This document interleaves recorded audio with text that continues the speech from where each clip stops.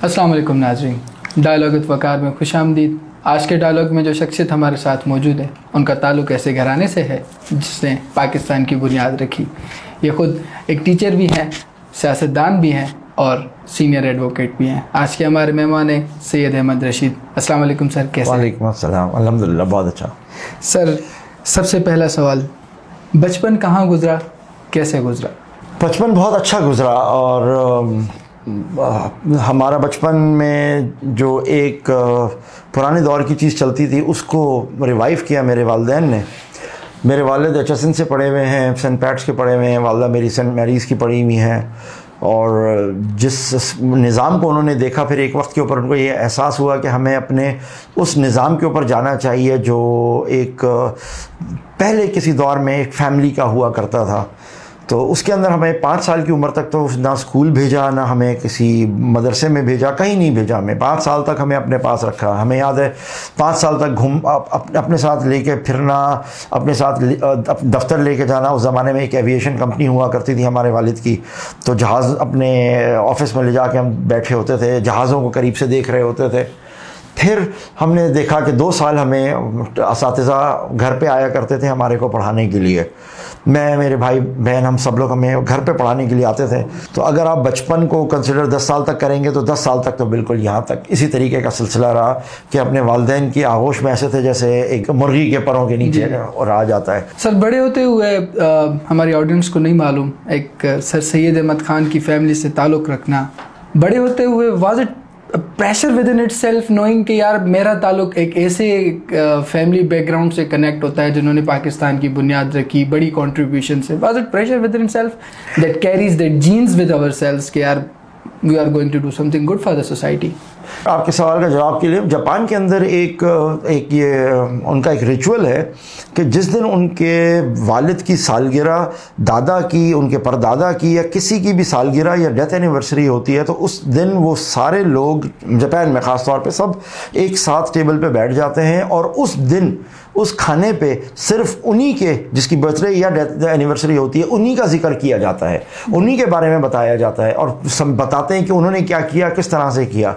ये वही जापानीज़ लोग हैं जिन्होंने अमेरिकन को इतना बुरे तरीके से हरा दिया था कि इनका एक कामाकाजी का इनका एक कॉन्सेप्ट था और उसके अंदर इन्होंने अमेरिकन को इतने बुरे तरीके से हरा दिया था, इतना तंग कर दिया था कि आखिर में उनको शटअप करने के लिए उन्होंने उनके 2 शहरों को तबाह कर दिया जिसमें आपका हिरोशिमा और नागासाकी था। अच्छा, ये और उसके बाद फिर आप जापान को देखेंगे जहां उन्होंने सरेंडर किया तो सरेंडर करने के बाद उन्होंने मामले को ख़त्म नहीं किया बल्कि उसी चीज़ को उस कौम ने दूसरी डायरेक्शन में निकल गए और आज दुनिया की कितनी बड़ी इकॉनमी बन गए। आखिर जापानीज़ ये काम क्यों कर सके? सिर्फ इस वजह से क्योंकि वो अपने आबाओ अजदाद के उसके बारे में डिस्कस करते हैं, बात करते हैं एक दूसरे से और बच्चों को बताते हैं। तो इवेंचुअली बच्चे को ये समझ में आता है अगर मेरे बाप ने ये काम किया और मेरे दादा ने ये किया तो मेरा बाप ने दादा से आगे किया, मुझे उससे आगे करना है। तो ये इंकरेजमेट होती है। हमें सर सैयद के वाकयात डे 1 से बताए गए। इतने मुगल बादशाहों के साथ हमारा सिलसिला ये था। सर सैयद बनने से पहले उनके वालिद, उनके नाना, ये दोनों मुगल अंपायर के अंदर, मुगल कोर्ट के अंदर बड़े सीनियर जजेस थे। ये दीवाने खास के खास मेंबरान थे। ये वजीर आजम के ओहदों के ऊपर थे इनके बड़े। तो सर सैयद को उससे आगे ही जाना था। तो यही वो सिलसिला था जो फिर हमारे पास कंटिन्यू से चलता आता है कि मेरे परदादा ने क्या किया जी, फलाना बार मेरठ बार उन्होंने बनाया, उन्होंने क्या किया, उन्होंने इतनी ज़मींदारी करी, दादा ने क्या किया, वो IAS अफसर बने, दूसरे बैरिस्टर बने, तीसरे ये करें, वालिद साहब ने ये काम किया, इन्होंने कितनी कंट्रीब्यूशन करी अपने क्या कुछ लिखा, क्या कुछ नहीं लिखा। तो अब देखने में ये आया कि हमारी फैमिली में ये चीज़ चलती है। तो मेरे वालिद लॉ में आ गए और हालांकि मेरे सगे दादा हैं वो IAS अफसर थे, थे इंडियन सर्विसेज में, कस्टम्स के अंदर बड़ी ऊंची पोजीशन के ऊपर थे, यानी वो ब्यूरोक्रेसी के अंदर गए। हमें जब सर सैयद के बारे में बताया जाता है तो एक चीज़ फ़ौरन आती है, एजुकेशन की फील्ड में काम करना है। आपने मेरा इंट्रो में बताया कि मैं टीचर हूँ। हाँ, मैं टीचर हूँ और मैं शौकिया टीचिंग कर रहा हूँ, और मैं इसलिए कर रहा हूँ क्योंकि मैं इसको समझता हूँ कि अगर सॉफ्ट रेवोल्यूशन लाना है तो वो रेवोल्यूशन सिर्फ और सिर्फ टीचिंग के ज़रिए आ सकता है। आप बड़ा रेवोल्यूशन तो नहीं ला सकते, लेकिन टीचिंग के ज़रिए आप ये काम कर सकते हैं, आप इन इदारों के ज़रिए कर सकते हैं। इसलिए अल्हम्दुलिल्लाह हमारा एक अपना इदारा है जहाँ बच्चों को तालीम देते हैं, हम उनको पढ़ाते हैं, और किसी किस्म का कोई मामला होता है तो हम उनको लेकर चल रहे होते हैं। ये चीज़ कहाँ से आई? इन्हीं की तरफ से। जुडिशरी की तरफ जाने का कैसे हुआ? ये भी सर सैयद की तरफ से कि हमें इस तरफ जाना चाहिए, लॉ को समझेंगे हम तो फिर आगे की तरफ जाएंगे। हिंदुस्तान का पहला जज अगर कोई है तो सर सैयद का बेटा है। हिंदुस्तान में पहला काला आदमी यानी नॉन इंग्लिशमैन अगर कोई जज बना तो वो सर सैयद के बेटे हैं, जस्टिस में जो बाद में जस्टिस महमूद हुए। अंग्रेज़ के कानून को एक नहीं कई दफ़ा उन्होंने चेंज किया। तो जब हम इन बड़ों की सुनते हैं तो हमारे अंदर ये आता है कि अगर इन्होंने ये किया है हम क्यों नहीं कर सकते। तो ये आपको इंकरेजमेंट मिलती है और इसका हमें फ़ायदा हुआ है। प्रेशर हमने कभी नहीं लिया और ख़ुद ही एक माहौल ऐसा बन जाता है कि यार इस नाम को आगे लेके चलना है, वालिद के नाम को लेके आगे चलना है, इस फलाने नाम को आगे लेके चलना है, तो उससे फ़ायदा होता है। मैं हमेशा अपने जितने भी स्टूडेंट्स होते हैं या और भी नौजवान होते हैं उनको ये कहता हूँ, अपने बड़ों का जिक्र ज़रूर करो, याद रखो वो कहाँ से आए, फिर तुम आगे बढ़ने में ईजी होता है। अच्छा सर, इसको कनेक्ट करते हैं ऐसे कि अलीगढ़ मूवमेंट, वो आपने जैसे बात की कि वो तमाम चीज़ें डायमेंशन आकर आपको फिर वहीं आकर मिलाती हैं। अलीगढ़ मूवमेंट से आता है कि टीचिंग सारा कैसे Aligarh college, Anglo Mohammedan college का सारा वो सिस्टम स्टार्ट होता है, वो घूमता फिरता आके यहाँ पर आके पहुँचता है। आपने बात की कि आपके वालिद साहब ने वो बैरिस्टर वाली साइड पकड़ी। वॉज इट डिफ़िकल्ट मदरसे में भी पढ़ना, इस्लामिक नॉलेज भी लेना, फिर दुनियावी तालीम की तरफ भी आना, और वकालत में जब आना तो अपनी अलग से पहचान क्रिएट करना? हाउ डज इट कनेक्ट्स कि नौजवान के लिए इसमें क्या इंस्पिरेशन है कि आप मल्टीपल चीज़ें एक साथ कैसे लेके चल सकते हैं? जहाँ तक मदरसे की तालीम की बात है तो मेरा अक्सर सवाल ये सबसे यही होता है कि मदरसे में क्या पढ़ाया जाता है। उमूमन लोग कहेंगे जी, किसी से पूछो तो जवाब मिलता है जी कुरान हदीस पढ़ाते हैं। क्या कुरान हदीस में क्या पढ़ाते हैं, सवाल ये है। यानी अगर मैं समराइज़ करूँ कि सिंपल ये कहूँ कि एलएमसी में क्या पढ़ाया जाता है, लियाकत मेडिकल कॉलेज में, तो आप कहेंगे जी मेडिकल पढ़ाया जाता है। अगर मैं पूछूं मेहरान में क्या पढ़ाया गया, आप कहेंगे इंजीनियरिंग पढ़ाया जाता है। मैं पूछूं कि मदरसे में क्या पढ़ाया जाएगा, आप कहेंगे दीन पढ़ाया जाता है। एक्चुअल दीन में क्या पढ़ाया जाता है? तो जनाब उसके अंदर इस्लामिक लॉ पढ़ाया जाता है। किस इस्लामिक लॉ की बात कर रहा हूँ? उस इस्लामिक लॉ की कि 1400 साल रसूलुल्लाह सल्लल्लाहु अलैहि वसल्लम को आपकी बेइज्जत को हुए हैं, और उस 1400 साल के अंदर आपने आधी से ज़्यादा दुनिया के ऊपर हुक्मरानी की है। तो जो हुक्मरानी की है वो किस तरीके से की है? इसी लॉ के ऊपर तो की है। आज इस मदरसे की तालीम क्यों इतनी इंपॉर्टेंट नहीं है? सिर्फ इसलिए क्योंकि आज कोई इस्लामिक कोर्स नहीं है। चूंकि इस्लामिक कोर्स नहीं है तो जितने हमारे उलमा हैं वो बेचारे मस्जिद में सिर्फ नमाजें पढ़ा रहे हैं, इसलिए और कोई काम नहीं है, तो वो फैसले नहीं कर पा रहे। सिवाय आपने निकाह और तलाक के अलावा आप उनसे मसले नहीं पूछते। हालांकि इससे आप इकोनॉमी का मसला पूछे, ये बताएंगे। आप इनसे क्या ना, आप फॉरेन सर्विसेज का पूछे, ये आपको बताएंगे। कुरान तो आपका हर किस्म के मसले का हल देता है। कुरान मजीद में इटसेल्फ 300 उलूम निकलते हैं। लिहाजा जब हमने दीन को पढ़ा तो उस दीन के पढ़ने में एक चीज़ तो बड़ी सिंपल थी कि जो हमारे बुनियादी अकायद होते हैं वो तब्दील नहीं होते। देखिए, नमाज, रोज़ा, ज़कात, हज, ये चेंज नहीं होते, ये एक जैसे रहते हैं। तो जब बच्चे को आपने ये पढ़ा दिया तो वो सारी ज़िंदगी उसी के ऊपर कायम रहता है। फिर अकायद में तौहीद है, आपका रिसालत है, किताबों पे ईमान लाना है, फरिश्तों पे, जन्नात के ऊपर। जब बचपन से बच्चे को बता दिया कि फरिश्ते पे ईमान लाने का क्या मतलब है और जिन के ऊपर लाने का क्या मतलब है, तो आपको बात समझ में आ जाएगी। अगर बचपन में आपने किसी को बता दिया कि जिन क्या है, कौन से अमल जिन्नात के हैं, कौन से अमल फरिश्तों के हैं, कौन से अमल दूसरी मखलूकात के हैं, जिन्नों की कितनी किस्में होती हैं, तो जितने आप बड़े होते जाएंगे ये चीज़ तो अपनी जगह पे रहेगी। अकायद तो चेंज नहीं होगी, तकदीर वही रहेगी। लिहाजा एक फिर दीन के ऊपर की आपने जो आगे वाली जो स्टडी है वो आप करना शुरू कर देते हैं, जिसके अंदर आपके जो लॉज हैं वो वही रहेंगे, वो भी अपनी जगह चेंज नहीं हो रहे। अब आ जाते हैं वकालत के अंदर। पहले हम लोग आलिम बने, हमने पहले कुरान हिफ्ज़ किया, लेकिन कुरान को समझना लाजमी था तो फिर हमने आलिम की पढ़ाई करी। जब हम आलिम की पढ़ाई करके फारिग हुए तो हमने हिसाब लगाया कि अब हमारे पास इस्लामिक कोर्ट्स तो है नहीं, मगर जब हमने वेस्टर्न कोर्ट्स को देखा तो उसके अंदर पाकिस्तान चूँकि इस्लामिक आइडियोलॉजी पे और इस्लामिक की बात करता है तो यहाँ बहुत से कवानीन इस्लाम से के पढ़ाए जाते हैं। जब वो इस्लामिक कवानीन पढ़ाते थे तो हमें बड़ा ईजी हुआ कि चलो हम तो बचपन सारी चीज़ें यहाँ मदरसे में पढ़ी हैं, आओ आके यहाँ देखते हैं कि क्या है। तो सिर्फ हमें वेस्टर्न लॉ पढ़ना पड़ा, वेस्टर्न जूरिस्प्रूडेंस पढ़नी पड़ी। बाकी की जो थी वो तो हमने ऑलरेडी इस्लामिक पढ़ी हुई थी। अच्छा, इससे एक चीज़ का और फ़ायदा हमें हुआ कि हमने कंपेयर करना शुरू किया कि इस्लामिक ज्यूरिस्प्रूडेंस और वेस्टर्न ज्यूरिस्प्रूडेंस में फ़र्क क्या है। तो यकीन मानो हमें इतना ज़मीन आसमान का फ़र्क नज़र आया कि मौजूदा जो ज्यूरिस्प्रूडेंस है ये लेक्चर है एज़ कम्पेयर टू वो ज्यूरिस्प्रूडेंस जो हम इस्लामी हमारे को मिल रही है। इसके अंदर वो दम ही नहीं है, वो सब्सटेंस ही नहीं है ये कि आप समझ सकें बात को। फिर अगर यहाँ इमाम मालिक, इमाम शाफी, इमाम अहमद बिन हम्बल, इमाम जाफर सादिक अलग अलग किसी चीज़ पॉइंट पे स्टैंड ले रहे हैं तो उसमें क्या ही लॉजिकल है। ये भी तो ऐसे ही कर रहे हैं। तो ये चीज़ समझाने में, कंपेयर करने में बड़ी आसानी होती है।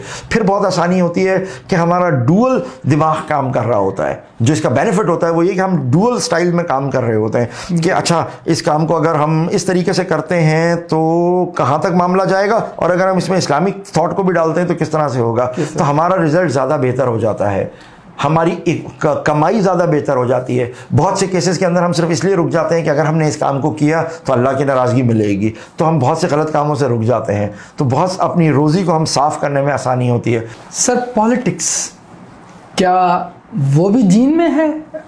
आपने वकालत, टीचिंग, फिर पॉलिटिक्स में कैसे एंट्री हुई?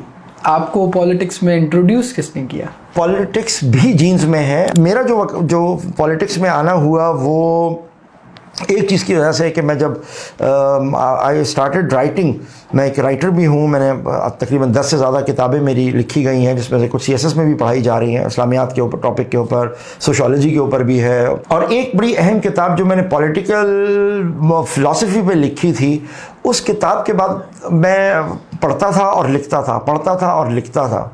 फिर एक स्टेज के बाद मुझे ख्याल आया कि थ्योरी तो बहुत हो गई, आओ प्रैक्टिकल करके देखते हैं। तो प्रैक्टिकल करने के लिए मैंने फिर ख्वाहिश की कि मैं सियासत की तरफ आऊँ। तो बड़े जो सियासी हमारे लोग थे उनसे मेरी बातचीत हुई। मैं नाम लूँगा हमारे रिजवान अहमद साहब, जो अथॉरिटी हैं कायद आज़म मोहम्मद अली जिन्ना के ऊपर, और एक कायद आज़म के जूनियर रहे हैं।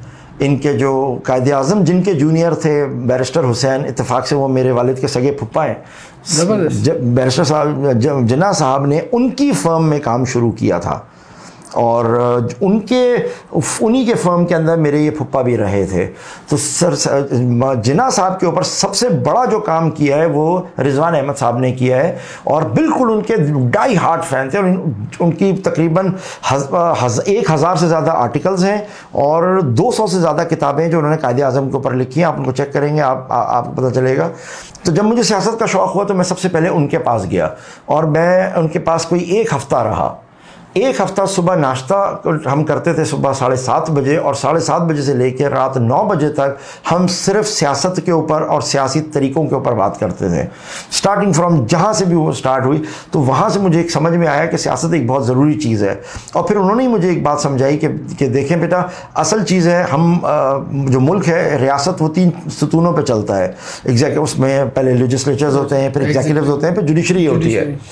हम जुडिशरी के अंदर हो, मुझे उन्होंने कहा तुम लॉ कर रहे हो, तुम जुडिशरी के अंदर हो, जो तुम ये जुडिशल साइड के ऊपर हो, अभी तो जो लॉ बना हुआ है उस पर इम्प्लीमेंट करवा रहे हो, बता रहे हो कि सही हुआ या गलत हुआ।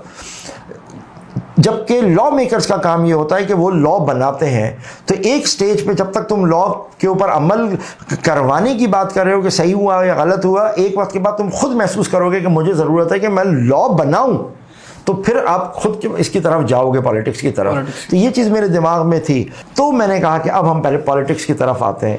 लेकिन मेन स्ट्रीम पॉलिटिक्स से पहले मैंने अपनी बार की पॉलिटिक्स में मैंने कदम रखा। वकीलों की जो हमारी सियासत होती है, बड़ा डिफ़िकल्ट काम होता है जी, वकीलों से वोट लेना। आई वेंट थ्रू दैट, बहुत ही पॉजिटिवली मैं वहाँ से निकला। फिर ख्याल आया कि अब आके नेशनल पॉलिटिक्स के अंदर देखते हैं।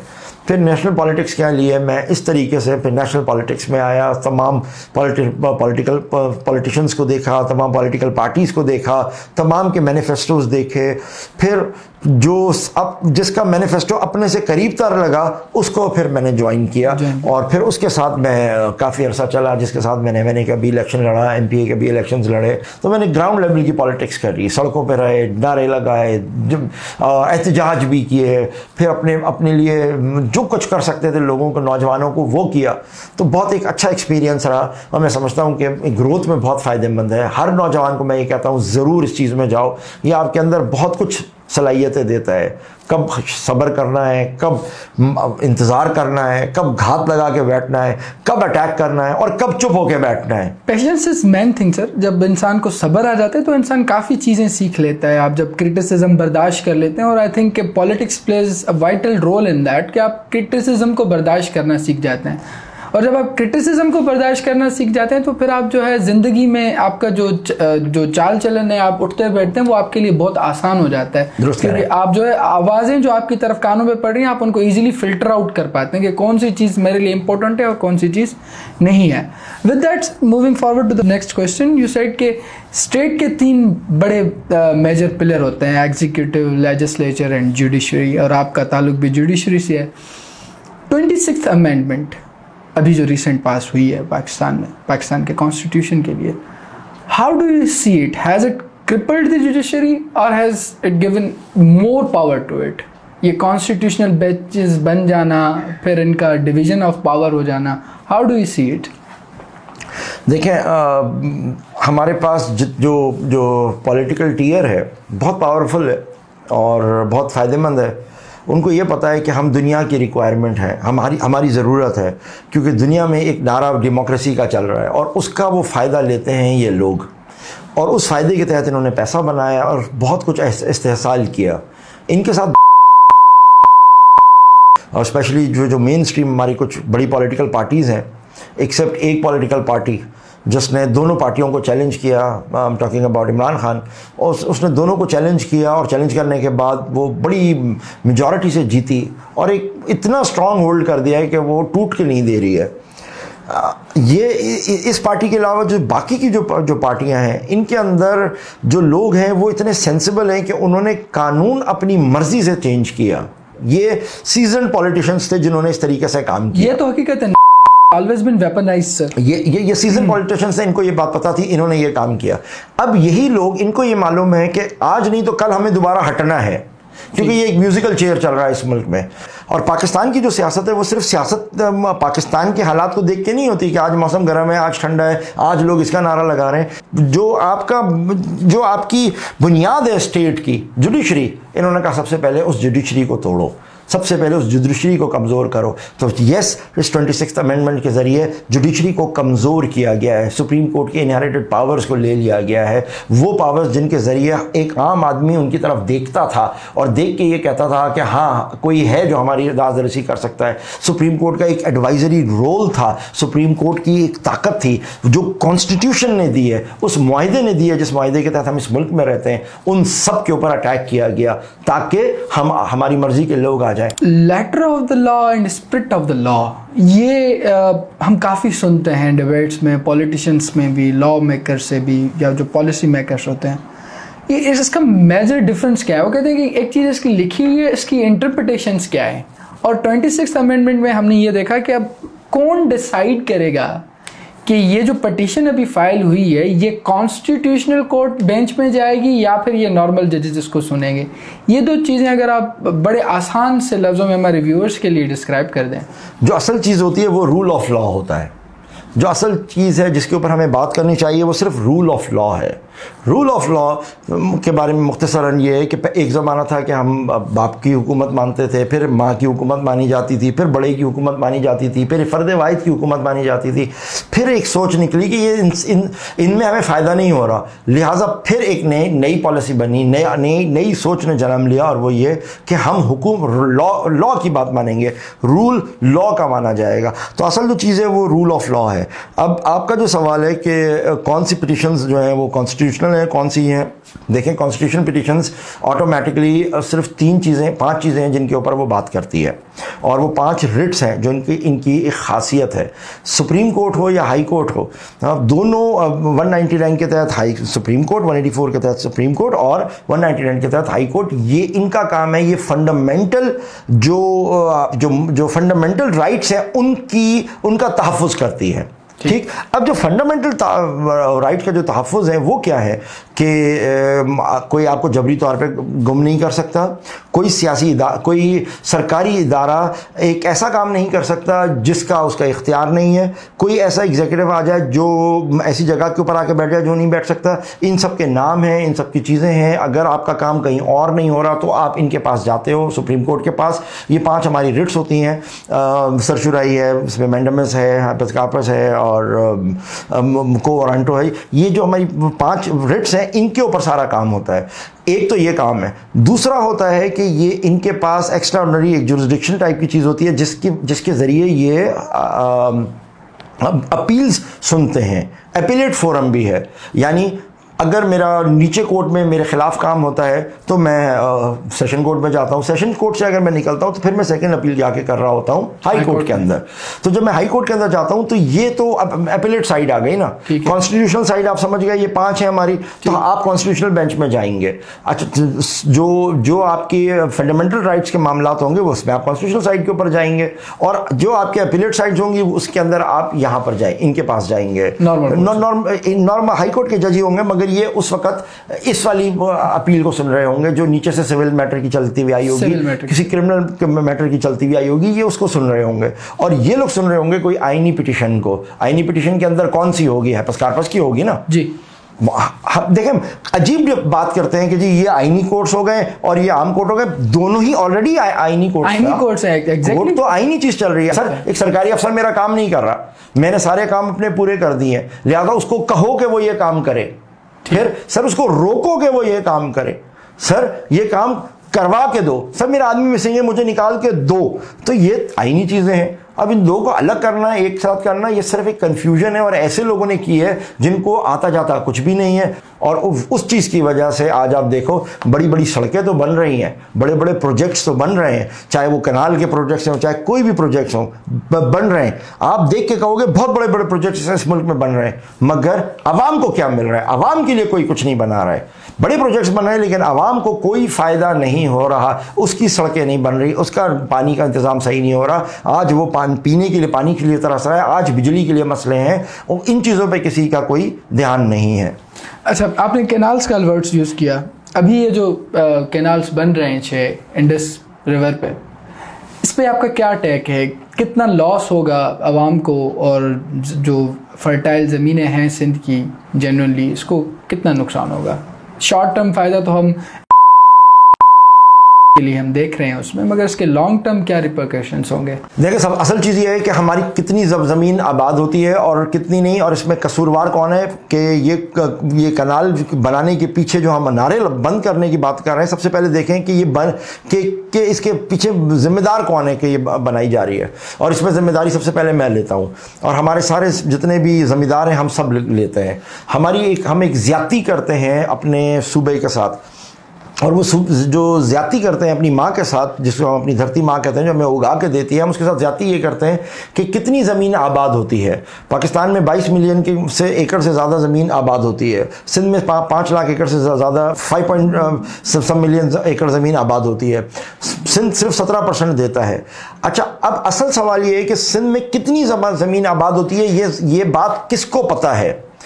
अगर हमारे पास कानूनी तौर के ऊपर देखें तो आबाद का कितनी ज़मीन आबाद होती है ये हमें पता चलता है उस रिकॉर्ड से जो पटवारी ले जाके जमा कराता है।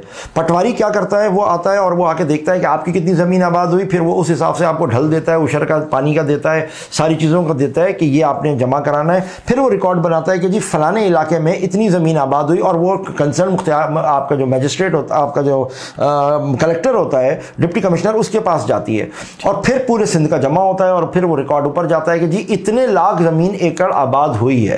अब अगर हम कहें कि 5 मिलियन एकड़ ज़मीन आबाद होती है सिंध में, और सिंध की 5 मिलियन है, तो ये जो फिगर है ये किसकी तरफ से दिया गया है? ये दिया गया है आपके डिप्टी कमिश्नर्स की तरफ से, जो CSS अफसर्स हैं, जो स्टेट के पिलर हैं, उनकी तरफ से ये दिया गया है। लेकिन ऑन ग्राउंड जब आप जाएंगे तो आपको पता चलेगा ये 5 मिलियन आबाद नहीं हो रही, ये 15 मिलियन आबाद हो रही है। ओके।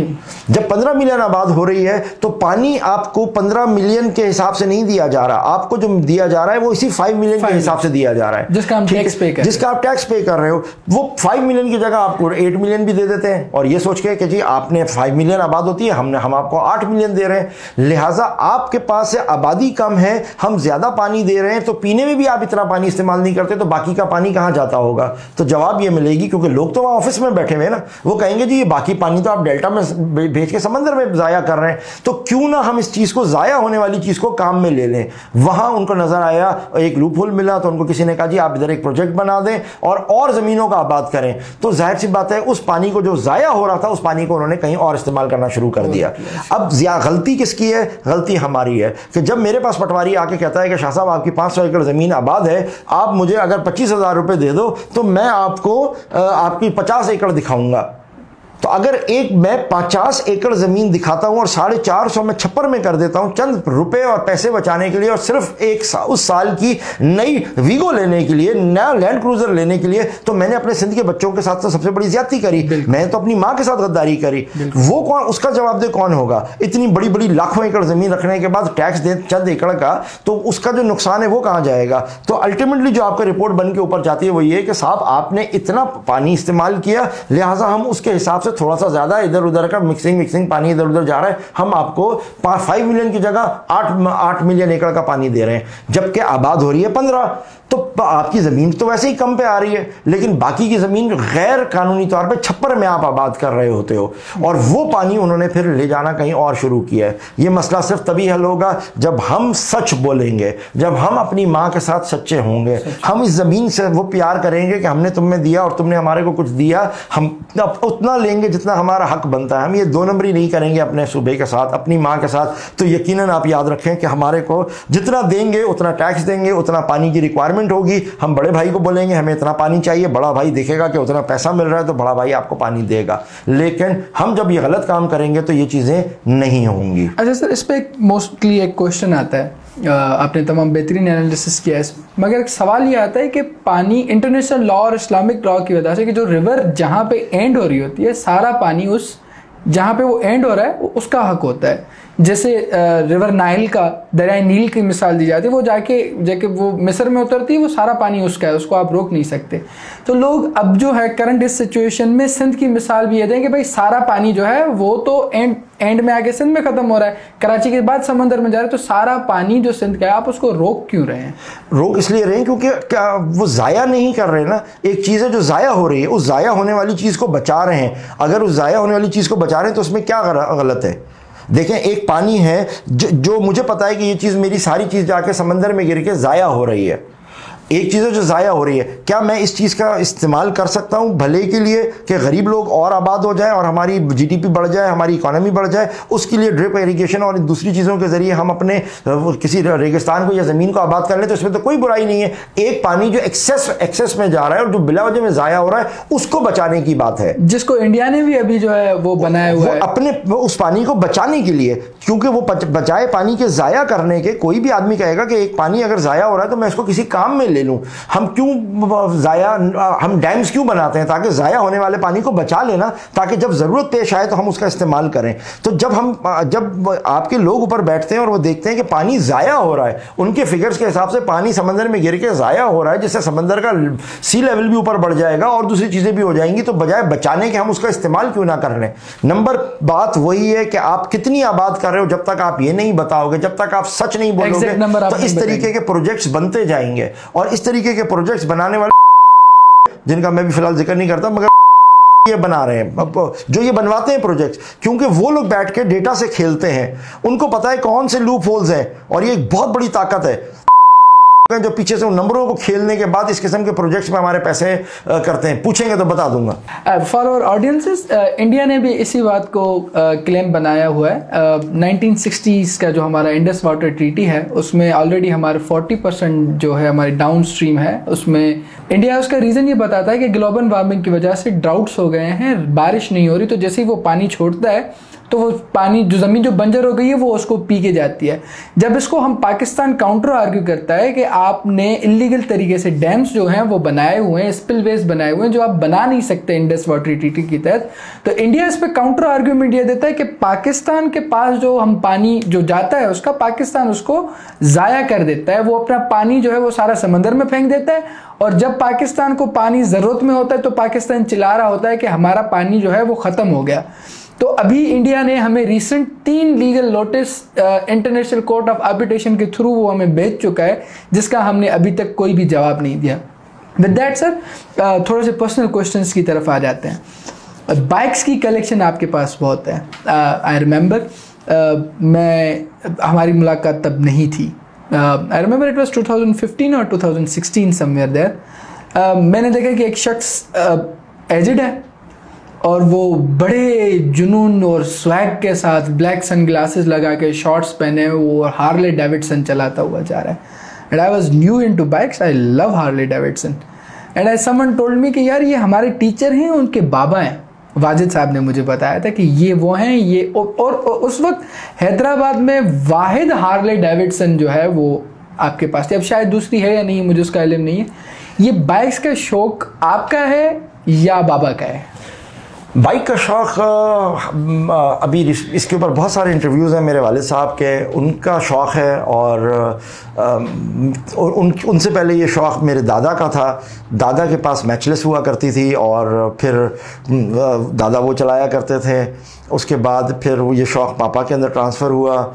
1962 में ट्रायम्फ मोटरसाइकिल मेरे पापा को लेके दी गई दादा की तरफ से, जो आज तक हमारे पास है, ओरिजिनल कंडीशन में है, ओरिजिनल हाल में है, जिसके ऊपर मैंने मोटरसाइकिल चलाना सीखी। उसका गियर राइट हैंड साइड, उसका डिफरेंट साइड के ऊपर है, क्लच और ब्रेक दोनों उसके मुख्तलिफ जगहों के ऊपर है, और उससे हमने मोटरसाइकिल चलाना शुरू करी। तो ट्रायम्फ की एक पूरी कलेक्शन है मेरे वालिद साहब के पास, जिसके अंदर 1962 से लेके 1935, 1923 और 1971 इस सब की जो मोटरसाइकिल्स हैं वो बाबा के पास हैं, और उनको बहुत ज़्यादा अपनी मोटरसाइकिलों से एक लगाव है। उनका अपना एक मिजाज है, उस मिजाज में अपने कमरे के सामने उन्होंने जो एक हमारा लाउंज है बड़ा, उसमें उन्होंने रखी हुई है। अभी रिसेंटली डॉन को इंटरव्यू देते हुए उन्होंने ये बात कही कि चूँकि मेरी बीवी का इंतकाल हो गया, हमारी वालदा का 2010 में, तो बाबा ने इन मोटरसाइकिलों को फिर अपने कमरे के बिल्कुल सामने रख दिया है। और अब पापा कहते हैं कि जब मैं अपने कमरे से बाहर निकलता हूँ और इनको मैं देखता हूँ तो मैं एनर्जाइज रहता हूँ। और आज भी जब पापा अपनी तबीयत के किसी मरहले पे आते हैं तो वो इनको स्टार्ट करवाते हैं, इनको चलाते हैं, और बहुत शौक़ से इनके ऊपर आप करते हैं। जो इनकी पुरानी वाली बाइक्स हैं, हार्ले डेविडसन का जिक्र किया, हार्ले डेविडसन ये मॉडर्न बाइक है, 2400 सीसी है। पापा उसको बहुत शौक़ से चलाते हैं, लेकिन जो बेसिक उनकी जो कलेक्शन है, जिनसे वो ख़ास प्यार करते हैं, जिनका उनके लिए उनको आप कितना भी पैसा ऑफ़र कर दें वो नहीं देंगे, वो क्लासिक्स हैं, वो उनकी क्लासिक की ट्रायम्फ मोटरसाइकिल्स हैं जिनको वो चलाते हैं। कराची हैदराबाद उनका आना जाना बड़ा नॉर्मल मोटरसाइकिल के ऊपर होता है। ही इज़ अबाउट टू 90 के हो गए माशाल्लाह। अब थोड़ा सा वो घबरा रहे होते हैं, लेकिन जब ड्राउजी फील करते हैं तो एक मोटरसाइकिल का राउंड लेते हैं। दिन भर उठे हुए होते हैं, और मोटरसाइकिल चलाने के लिए जो सबसे अहम टाइम है उनका, क्योंकि यहाँ रोडें सड़कें तो है नहीं, तो जब वो चलाते हैं तो उनका टाइम ख़ास है। फजर की नमाज के बाद से जब वो उठे हुए होते हैं तो वो अपनी तस्बीहात वगैरह करने के बाद फिर अपनी मोटरसाइकिल लेते हैं, ऑटोबान रोड पर जाते हैं, थोड़ी ठंडा सड़क पर मोटरसाइकिल चलाते हैं, और फिर घर आके नाश्ता करके थोड़ी देर के लिए आराम करते हैं, या कोर्ट जाना होता है तो जाते हैं। तो ये उनका अपना एक वो है। I think I have seen you riding Kawasaki Ninja. वो भी है जी, हायाबुसा भी रही है मेरे पास, निंजा भी रही है, हायाबुसा भी रही है। नए मॉडल्स अलग हैं, पुराने अलग हैं, और ख़ासतौर पे कमांडो, जीप्स, मर्सिडीज़ बेंज गाड़ियाँ, ये सारी चीज़ें पापा का शौक़ है, और कोई इन्हीं को देखते हैं, खुश रहते हैं और अपना काम कर रहे होते हैं। आपने मर्सिडीज़ का नाम दिया। I have seen a lot of cars in your house too. आपके पास काफ़ी क्लासिक कलेक्शन, लेटेस्ट टंड्रा हो गई, सिविक हो गई, and then classic Mercedes, and ये भी हमारे वाले साहब का शौक़ है। BMW and then Audi. ये भी बाबा का शौक़ है। पुराने ज़माने में आप देखें तो लोग घोड़े पाला करते थे जी, तो अब उनका सब्स्टिट्यूट हमारे पास यही गाड़ियाँ हैं। तो बस ये शौक़ से लेते हैं, अच्छी कलेक्शन है, अच्छी गाड़ियाँ रखते हैं जो सही चली हुई होती हैं तो चलाने में काम भी आती हैं, मज़ा आता है उनको देखने का, उनके साथ बातचीत करने का। बाइक का, गाड़ियों का एक बड़ा ज़बरदस्त क्रेज़ है और हर गाड़ी का अपना एक मिजाज है। जर्मन गाड़ी का बिल्कुल मिजाज मुख्तलिफ है, जापानीज़ का बिल्कुल मुख्तलिफ है, अमेरिकन का बिल्कुल मुख्तलिफ मिजाज है। अमेरिकन गाड़ी आप चलाएं आपको मज़ा आ जाएगा, बहुत मज़े की गाड़ी होती है अमेरिकन। आप सुजुकी चलाएं तो उनका बिल्कुल एक डिफरेंट मिजाज है, हर गाड़ियों का अपना मिजाज है। और फिर ये चीज़ें हैं जो आपसे बात करती हैं, हर चीज़ की अपनी एनर्जी है, ये आपसे बात करती हैं। आप इनसे बात कर रहे हैं तो इट फील्स कि आप जब ऑडी चला रहे हैं ना तो वो आपसे बात करती है, वॉल्वो आपसे बात कर रही होती है, BMW अपने तरीके से बात कर रही होती है। अभी एक नई गाड़ी आई है, वो मैंने ली नहीं है, नहीं ना चलाई है, वो बियॉन्ड योर ड्रीम्स। अब देखिए नाम ही उसका कैसा है, बियॉन्ड योर ड्रीम, BYD जो आया, बियॉन्ड योर ड्रीम्स। तो अब देखें वो क्या चीज़ होती है, उसके क्या मज़े। I have been in drives with you, आपके साथ ट्रैवल किया है मैंने दो तीन बार शायद। You are a very classical driver, बड़े पायस, स्लो, आप राइड को एंजॉय करने वाले। काफ़ी लोग मैंने देखा है जब वो क्लासिक्स में होते हैं या फिर नई गाड़ियों में, दे पुश द कार्स और बाइक्स टू द लिमिट्स। ये क्या राज है कि आप वो उसको पेस पे एक क्रूजिंग करते हुए आप उसकी फील को एंजॉय कर रहे होते हैं या फिर एक सेफ डायमेंशंस रख के आप फिर ड्राइव कर रहे होते हैं? सेफ्टी ऑलवेज कम फर्स्ट, लेकिन जो असल चीज़ है वो है उस गाड़ी से आप देखें। आपने अक्सर लोगों को देखा होगा, आप हाथ में अंगूठी पहनते हैं जी। मैं उनसे सवाल ये पूछता हूँ कि अंगूठी तो आपने पहन ली है, मगर आप मुझे बताएं कि क्या ये आपके नाम से मैच करती है? तो वो कहते हैं हाँ जी हमारे फलाने ने कहा है आप पहन सकते हो। मैं कहता हूँ ठीक है, पत्थर तो है, लेकिन आप मुझे बताएं कि क्या आपने उसको अपने साथ सिंक किया है? मैं बड़ी इंपॉर्टेंट बात करने जा रहा हूँ। एक चीज़ होती है सिंक करना, किसी भी चीज़ को अपने साथ आप सिंक कर लें, मोबाइल सिंक करते हैं, ब्लूटूथ के साथ करते हैं, तब वो ट्रांसफर चीज़ें होती हैं।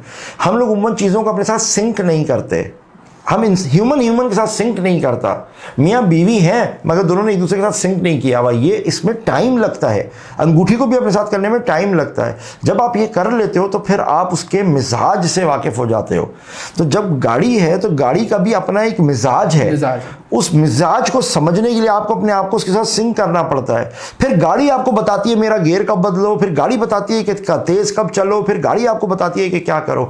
और मेरी शुरू से चूँकि आदत रही है कि मैं अपने किसी के साथ भी जब तक मैं अपने आप को सिंक ना करूं, अगर मैं जैसे आपके रिकॉर्डिंग के लिए आऊँगा तो मैं 15 मिनट पहले आऊँगा, आपके कमरे के साथ अपने आप को सिंक करूँगा, इन कैमरास को मैं देखूँगा, इनके मॉडल्स कौन से हैं, I will ask you different question, जैसे मैं पूछता रहूँगा ये क्या हो रहा है, मैं किस एरिया में बैठा हूँ, कौन सी जगह में। उस इन्वायरमेंट को जब हम सिंक करते हैं तो फिर मैं कंफर्टेबल हो जाऊँगा और फिर मैं ऐसे बात करूँगा जैसे मैं अपनी जगह पर बैठा हूँ। और अदरवाइज आपको अजीब लग रहा होता है। तो गाड़ी चलाते हुए अपने आप को पहले आप सिंक करें, फिर गाड़ी आपसे बात करती है कि गियर कब बदलो, हम इंडिकेटर कब दो, ब्रेक्स कब बदलो। वो उस ड्राइव का मज़ा और है। फिर आपको ऐसा लगता है जैसे आयरन मैन के कपड़े पहन के आयरन मैन के चलता है ना, तो वो सिंक हो जाती है उनकी बॉडी, दोनों की सिंक्रोनाइज, इतनी बेहतरीन सिंक्रोनाइज हो जाती है कि फिर आप काम कर सकते हो। तो इसलिए मेरा ख्याल है कि शायद अल्हम्दुलिल्लाह, अल्लाह का शुक्र है, आज तक कभी कोई ना तो मेजर एक्सीडेंट हुआ है ना कोई माइनर एक्सीडेंट हुआ है, क्योंकि दोनों की वो कंपैटिबिलिटी बनी हुई होती है। तो शायद इस वजह से मेरा ख्याल है, चाहे मोटरसाइकिल हो, चाहे गाड़ी हो, चाहे बीवी हो, सिंक्रोनाइज करना ज़रूरी है। बिल्कुल, synchronisation is the key guys. उस पर ज़रूर फोकस कीजिएगा। लाइफ में किसी भी चीज़ के साथ चलने के लिए सिंक्रोनाइजेशन ज़रूरी है। अगर आपकी सिंक्रोनाइजेशन आउट है तो फिर सारा मामला ही आउट है। सर, यूथ के साथ जो आपकी सिंक्रोनाइजेशन है, they look after you as a role model, उसको आप कैसे देखते हैं? हमारा यूथ में बड़ा पोटेंशियल है, बड़ी ज़बरदस्त यूथ है। और मैं सन 2000 से आज 2025 चल रहा है, मैंने बैचलर्स लेवल पे मैं पढ़ा रहा हूँ, मुख्तलिफ यूनिवर्सिटीज़ में मैंने पढ़ाया है, हैदराबाद की तकरीबन टॉप यूनिवर्सिटीज़ में सब में ही मैंने पढ़ाया है, और अभी भी मैं पढ़ा रहा हूँ। तो मैंने इसी इंटर के बाद के जो नौजवान होते हैं इनको मैंने पढ़ाया है। और इनको जिस चीज़ की कमी होती है इनके पास, आप किसी को वो दें तो आप ऑटोमेटिकली वो आपको पसंद करने लगते हैं, एडमायर करने लगते हैं। अच्छा, बहुत से मिसकंसेप्शंस हैं, बहुत से सवाल हैं जिनके जवाब इन नौजवानों को नहीं मिले, उनके घरों से नहीं मिले, उनके वालिदैन ने उनको नहीं दिए, उनके माहौल ने उनको नहीं दिए, उनके माशरे ने नहीं दिए। खुशकिस्मती से चूँकि मैं इनको पढ़ा रहा हूँ तो मुझे पता है कि वो सवालात कौन से हैं, मुझे पता है कि वो कौन से इश्यूज़ हैं।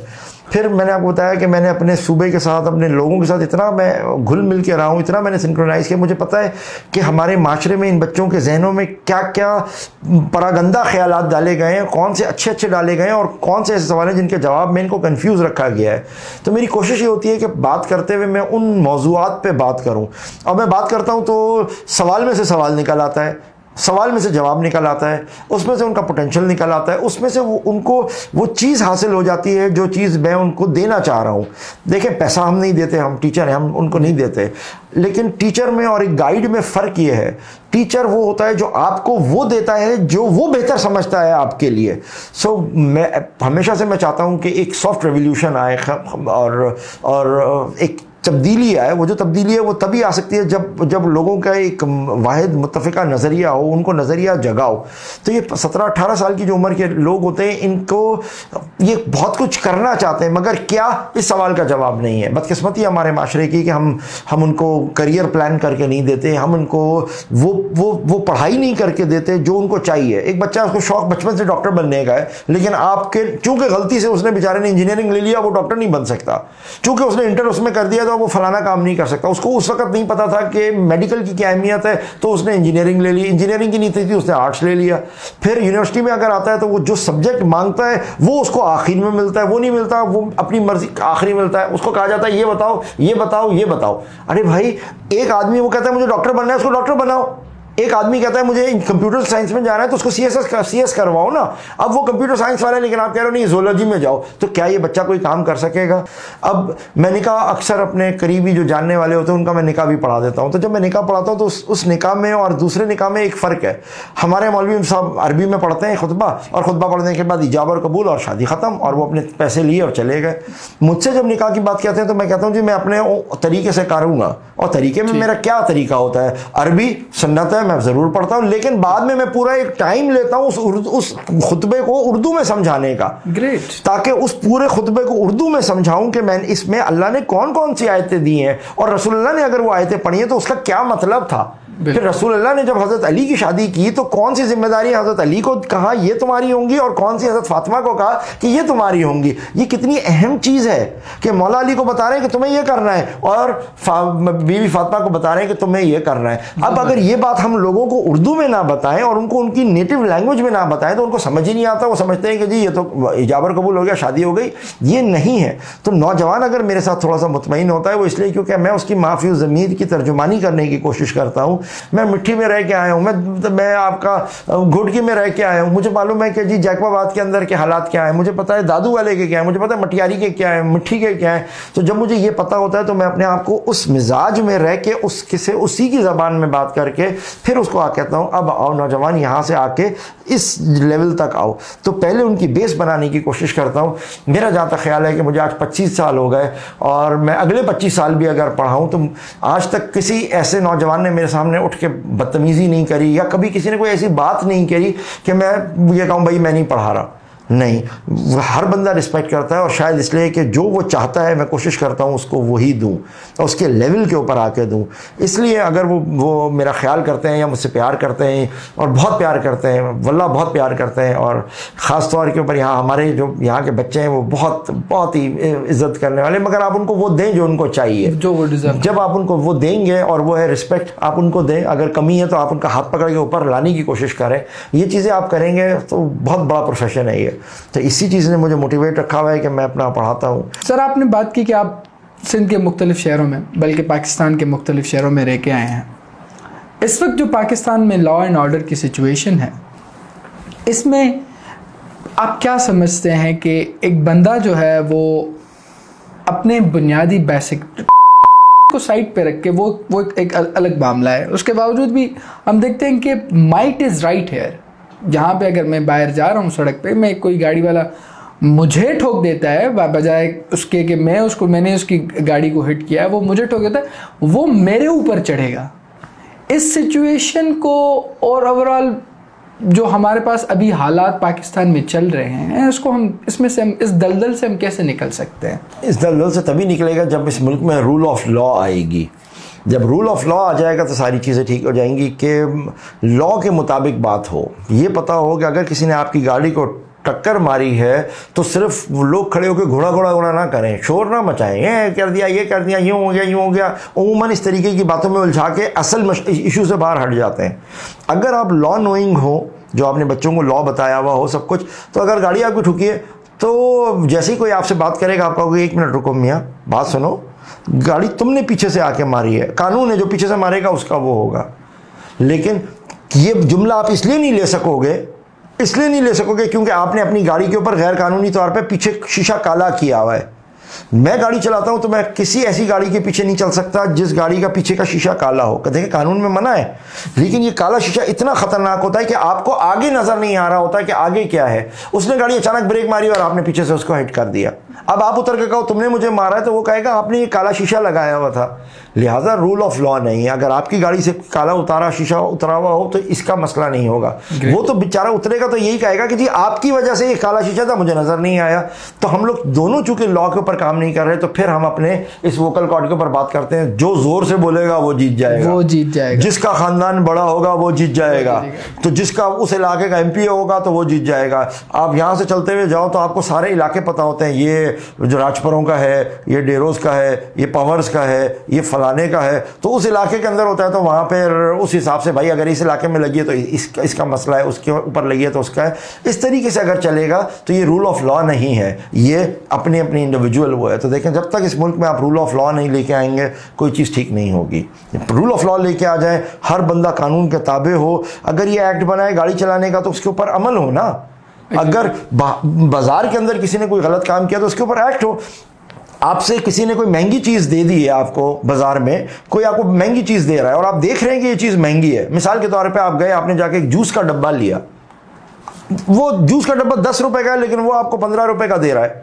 साहब आप उससे कहें कि मुझे रसीद दो, आप रसीद लें। रसीद लेने के बाद आप फौरन जाएं एक वकील के पास और कहें जी इसको लीगल नोटिस दें। 10 रुपए की चीज़ इसने 15 में मुझे क्यों दी है? आपने उसको एक लीगल नोटिस दिया, उसके बाद आप सीधा जाएं कंज्यूमर कोर्ट में और जाके कहें जी ये 5 रुपए की चीज़ इसने 15 में दी है, इसकी दुकान भी सील करो, इस पर जुर्माना भी रखो और इसके ऊपर ये सारी चीज़ें करो। कानून ने तो आपको बना के दिया है ना 2015 में एक्ट, आप इसका अमल क्यों नहीं कर रहे? आप अमल करें। अब जो बिल्कुल आपकी बात दुरुस्त के कानून मौजूद है, मगर जो कानून नाफिज करने वाले इदारे हमारे पास, पुलिस हो गई या फिर दूसरों की, जब हम जाते हैं किसी भी जगह पर कंप्लेन करने, लेट सपोज हम FBI में चले गए, मैं अपना आपको रिसेंट वाक़या बता दूं, मैं नाम नहीं लूँगा किसी ब्रांड का क्योंकि डीमार्केटिंग नहीं करनी है किसी की भी, वो हो सकता है उसका भी वो। मैं किसी ऑटोबान रोड पे समवेयर मैं किसी पिज़्ज़ा हाउस में बैठा हुआ था, मैं बैठा हुआ था वहाँ पे, हमने पिज़्ज़ा खाया, ये वो रेट वेट हो गया। बिल जब उन्होंने मुझे दिया, वो उन पे बज़ाहिर उस पे लिखा हुआ था कि ये SBR और FBR से वेरीफाइड है। जब मैंने उसको चेक किया तो वहाँ पे वो वेरीफाइड नहीं आ रहा था। अब जब मैंने उसकी, अब आपको पता है कि वो सारा सिस्टम ऑनलाइन हो गया कि ऑनलाइन ही कंप्लेन फाइल हो गई। अब उसको फाइल किए हुए आज तक 6 महीने हो गए, उसका कोई फॉलो अप नहीं आया। इस प्रोसेस को हम कैसे करेंगे? क्योंकि देखिए अब यहाँ पर माइट इज राइट, कराची में जो कुछ हो रहा है, चोरी डकैती ये वो सारे कुछ, ये टैंकर लोगों पे चल रहे हैं। पिछले आजकल इस रमज़ान में बड़े अफसोसनाक वाक़यात हुए हैं इसमें, कराची में ये जो कुछ हो रहा है। हमारी जो पुलिस है वो पता नहीं कहाँ गायब है, हमारे पता नहीं कहाँ गायब है, इनको कोई रोकने वाला ही नहीं है। हमारे VIPs की सिक्योरिटी में उनको ट्रैफिक से निकालने में मसरूफ़ हैं। आप इसको इस तरीके से समझ, बिल्कुल ऐसा है और कुछ भी नहीं है। आप देखें जितनी VIP प्रोटोकॉल की गाड़ियां हैं वो बिल्कुल ठीक है, और थानों की मोबाइलें देख लें आप, उनकी क्या हालत है। दिस इज सिंपल सी बात है, जो बात है, सही कह रहे हैं आप। 200 गाड़ियां आपको दी गई हैं, वो खड़ी हुई है, वो सिर्फ आपके बड़े अफसरों के घर में जा रही है। वो अगेन वही बात है, रूल ऑफ लॉ नहीं है आपके मुल्क में, कोई चेक एंड बैलेंस करने वाला नहीं है। Exactly. हम नौकरी कर रहे हैं, रियासत में का अपने आप को हिस्सा नहीं समझ रहे। जब गवर्नमेंट अफसर जिस दिन अपने आप को रियासत समझना शुरू कर देगा, अपने आप को मुल्क समझना शुरू कर देगा, अपनी हैसियत समझना शुरू कर देगा। मैं बहुत सारे सरकारी इदारों में पढ़ाता हूँ जिनके अंदर SP DSP लेवल्स के स्टूडेंट्स को पढ़ाता हूँ। मैं इन बड़े जो 18-19 के ग्रेड अफसर के अफसर होते हैं उनको पढ़ाता हूँ। तो मैं एक ही बात उनसे कहता हूँ, क्या लॉ है? तो कहते हैं कोई लॉ नहीं है। मैं कहता हूँ आइंदा ये लफ्ज़ आपके मुँह से ना निकले। क्यों? क्योंकि आप उस स्टेट का हिस्सा हो। आप नहीं कह सकते, एक आम आदमी कह सकता है कि इस मुल्क में कानून नहीं है। आप स्टेट का हिस्सा होके, यानी पाकिस्तान होके कह रहे हो कि भाई मैं किसी काम का नहीं हूँ, क्योंकि आप खुद स्टेट हो, लोगों को जगाना पड़ेगा, बताना पड़ेगा कि उनकी रिस्पॉन्सिबिलिटीज़ क्या है। जिस दिन ये चीज़ें हो जाएंगी, सारे मामला ठीक हो जाएंगे। रूल ऑफ लॉ तभी आएगा जब रूल ऑफ लॉ इम्प्लीमेंट होगा। बात फिर पे वही हो रहा है कि ये जो रूल एंड लॉ को इम्प्लीमेंट करना है वो खुद ही करप्ट है, 4 पैसे लेके छोड़ देते हैं उसको, बंदे को। उसके लिए अगर आप ये बात महसूस कर रहे हैं कि ये चीज़ है, तो आज आपके पास ये एक आंख का कैमरा मौजूद है। इसके ज़रिए आप अपने लोगों को शऊर दें, लोगों को अवेयर करें, लोगों को उनके राइट्स बताएं, लोगों को उनके लॉज बताएं, आप लोगों को बताएं कि क्या करना है। देखें, झूठ क्यों कामयाब है? क्योंकि झूठ बोलने वाला बार बार बोलता है। exactly. इतनी दफा रिपीटेशन करता है कि सच भी झूठ लगने लगता है। exactly. तो क्यों ना उस दौर में आप सच को इतनी दफा बोलो कि झूठ खुद शर्माना शुरू कर दे। exactly. हमारे पास आप देखें सच बोलने वाले लोग नहीं है। आपसे मैं कोई भी बात करूं करने के लिए, तो आप कहेंगे, तो आप बैठ जाओगे, तो उस दिन आप तरक्की क्या करोगे? आप कैसे आगे बढ़ोगे? आपको सच बोलना है। अगर आप नहीं बोल सकते तो 10 आदमियों से और बुलवाओ। अकेले बोलोगे पकड़े जाओगे, तो पहले टीम बना लो और टीम के साथ बैठ के बात करो, और जब आप काम करोगे तो सारे काम हो जाएंगे। अगर ईदी अकेले काम कर रहा होता, काम होता, उसने टीम बनाई, काम हो गया। दूसरे सारे इदारों ने काम किया। फिक्सेड के नौजवान लड़के ने शुरू में जिस तरीके से काम किया, उसने पूरी टीम बनाई, तो काम हो गया। हमारे पास डायरेक्शंस नहीं है कि हम किस तरीके से काम करें। जिस दिन डायरेक्शन आपको मिल जाएगी तो आपका काम ठीक हो जाएगा। आपने 6 महीने पहले कंप्लेन करी, अभी तक कुछ नहीं हुआ, आपने क्या किया उसको परस्यू करने के लिए? कुछ भी नहीं। यही तो बात है कि फॉलो अप आपने नहीं किया। किस डायरेक्शन में जाना चाहिए था, कब कंज्यूमर कोर्ट में जाना चाहिए था, और किस जगह पे अप्रोच करना चाहिए था, असल चीज ये थी। एग्जैक्टली। एक डॉक्टर सड़क पे खड़े होकर ऑपरेशन नहीं कर सकता, ऑपरेशन थिएटर में करेगा। उसको एनवायरनमेंट चाहिए। एनवायरनमेंट चाहिए। अब हमारे मुल्क में कानून आपको दिया है कि यहां पे खड़े होकर करो, तो आप सड़कों पे जाके रोडे बंद करके अगर आप समझोगे आप हक ले लोगे तो गलत करोगे। ये तरीका थोड़ी होता है। तरीका ये है कि जो चीज आपको बताया वो करो। अगर उस फोरम पे आपका काम नहीं हो तो आपने कंप्लेन किधर की है? मैंने आपको बताया कंज्यूमर कोर्ट्स बने, वहां जाए ना आप। Exactly. आप वहां जाएं, उधर जाके बताएं कि ये ज्यादती हो रही है। आप चले गए, मैं एफबीआर में जाऊं, एफबीआर में किसके पास गए? एफबीआर तो बहुत बड़ा इदारा है, किसके पास जाना है, कहां जाना है, किसको अप्रोच करना है? तो ये चीज जिस दिन आपको पता चलेगा आपका काम होगा। यकीन माने, अगर आप जानते हैं कि तरीका क्या है, तेज चलने से आप कराची नहीं पहुंचोगे अगर डायरेक्शन आपकी सखर की तरफ है। एग्जैक्टली। आप स्लो भी चलो मगर डायरेक्शन आपकी ठीक होनी चाहिए। जिस दिन डायरेक्शन नौजवानों की ठीक हो जाएगी, मुल्क में बहुत पोटेंशियल है। मगर हमारे लीडरान, सो कॉल्ड लीडरान, वो इस नौजवान को सिर्फ खराब कर रहा है और कुछ नहीं कर रहा। और इस नौजवान को जो पोटेंशियल रखता है चेंज लाने का, उसको सिर्फ बाहर के ऐसे कोर्सेज करवा के बाहर की मजीद गुलामी करवा रहा है और कुछ नहीं कर रहा। With that, moving toward last question, as an advocate, आप देखते हैं कि क्या आप देख रहे हैं कि नियर फ्यूचर में फिर एक वकला तहरीक होने जा रही है against the and all that is happening in the country, violation of human rights, no law, no order, nothing else. किसी भी तहरीक को चलाने के लिए जो सबसे इम्पोर्टेंट चीज़ होती है वो होता है पैसा। क्वेश्चन ये है कि सब को ले लें, किसी भी चीज़ को ले लें, हमारे वकला को पीछे से पैसा कौन देगा? अभी कुछ अरसे पहले हमारे शहर के अंदर हमारे वकला ने एहतजाज किया, जी एसएसपी को चेंज करो। तो क्वेश्चन ये है कि क्या चेंज करवा सके? जवाब आएगा नहीं। वो अपना डीआईजी बन के ही यहाँ से गया। किसी भी तहरीक को पीछे चलाने के लिए आपको उसके लिए पैसों की ज़रूरत होती है। तो पैसा कहाँ से आएगा? किस चीज़ के लिए पैसा आएगा? और वकील को पास पैसा कहाँ से आएगा? वो अपना कोर्ट केसेस करेगा या दूसरे काम करेगा? एक वकील अपना काम करने के लिए बैठता है, पूरा शहर का निज़ाम दरम बरम हो जाता है। मैंने शदीद एतराज़ किया, एहतजाज किया कि भाई खोलो, अवाम साइलिन परेशान है, लेकिन कोई नहीं, कोई उस पर बोल नहीं सका। एक बोलेगा तो सब उसके पीछे आ जाएंगे। तहरीक किस बात की चलेगी? कौन चलाएगा तहरीक? और ये तहरीकें कब चली हैं? सिर्फ जब एक चीफ जस्टिस को हटाया गया था तब।